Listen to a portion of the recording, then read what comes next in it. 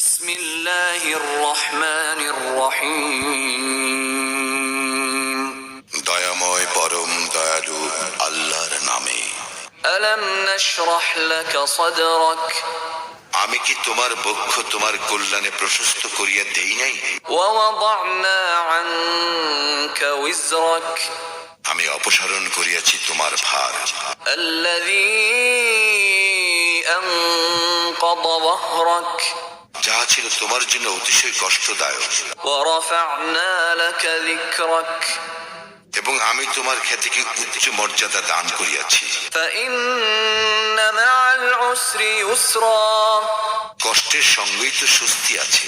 ইন্না মা'আল উসরি ইউসরা, অবশ্য কষ্টের সঙ্গেই স্বস্তি আছে।